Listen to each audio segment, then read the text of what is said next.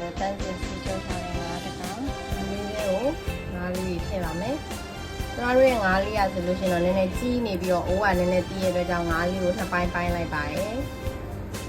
ပိုင်းပိုင်းထည့်ပြီးတော့ကြတော့အဖုံးလေးအုပ်ထားလိုက်ပါမယ်5 မိနစ်လောက်ပြုတ်ပြီးဆိုလို့ရှိရင်တော့ဒီလိုငါးလေးကြီးချက်သွားပြီဆိုလို့ရှိရင်တော့ငါးလေးကိုဆင်ထားပါမယ်လို့ရှိရင်ဖက်ဖယ်ရွက်နန်းပင်ရှမ်းနဲ့ပင်စိမ်းငုံကြီးစိမ်းလေးနဲ့ဆက်မြားသီးလေးပဲဖြစ်ပါတယ်ဒီအကြကလေးကိုလည်းလုပ်ပါတယ်နောက်လို့ဆိုလို့ရှိရင်တော့ငုံကြီးစိမ်းကိုလည်းလုပ်ထားပါတယ်ခုနကပေါင်းလို့ဒီတစ်မျိုးလေးပါလို့ပါစက်တင်လေးလေးထည့်လို့ပါတယ်ကိုကတော့စက်တင်လေးလေးနဲ့လုပ်ထားပါတယ်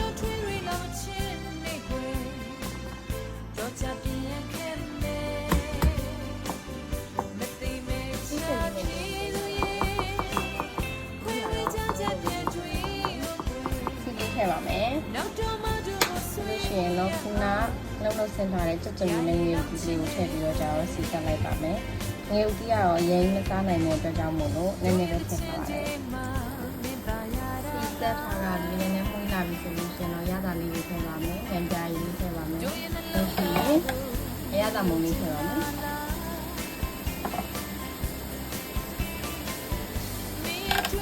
ဟုတ်ပါပြီခုကတော့လုံးဆင်ထားတဲ့ရွက်ကလေးတွေအကုန်လုံးထည့်လိုက်ပါမယ်။တိုင်းမမွေပါဘူး။ရွက်ကလေးတွေအစိမ်းအောင်မပြတ်သွားအောင်လို့ဒီလေးမမွေတိုင်းခဏလေးမှုပြလိုက်ပါမယ်။ပြီးလို့ရှိရင်တော့ငါပြုတ်ရည်လေးထည့်ဖြစ်မှာပါ။ဒီလိုမျိုးလေးရွက်ကလေးတွေကိုစီးတက်ပြီးသွားပြီဆိုလို့ရှိရင်တော့ငါပြုတ်ရည်လေးခုနကတင်းထားရင်ငါပြုတ်ရည်လေးကိုထည့်လိုက်ပါမယ်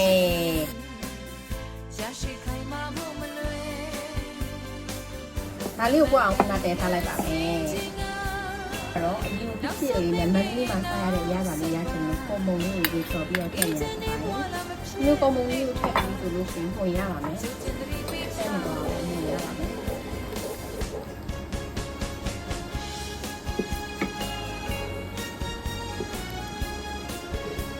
Okay အပြည့်ကျဲလေးနဲ့ကိုလိုတဲ့အနေထားရပြီဆိုလို့ရှိရင်တော့တမယာသီးလေးကိုနှုတ်ထည့်ပေးလိုက်ပါမယ်။တမယာသီးကိုလည်းလိုတလောက်ထည့်လို့ရပါတယ်။ဒီကြိုက်တဲ့လိုပေါ့နော်။အချိန်လေးကိုထည့်ထားလိုက်ပြီးတော့ထည့်ပေးပါမယ်။ပြီးလို့ရှိရင်တော့ငါးလေးတွေထည့်ပါမယ်။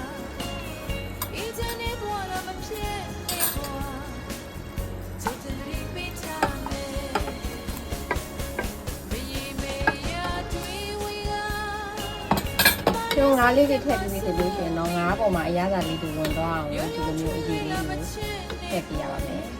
ငါးပေါ်ပတ်ပြရပါမယ်။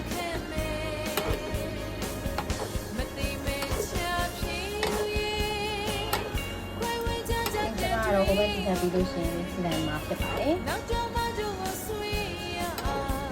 ဆိုရင်တော့အရသာရှိတဲ့စားကြတဲ့ကောင်းတဲ့ငါးတမယာပေါင်းလေးတစ်ခါရတော့ပါပြီ။ဒီတမယာချင်းတွေအားလုံးနဲ့ဒီချက်စားဖို့ဖိတ်ခေါ်ပါတယ်နော်။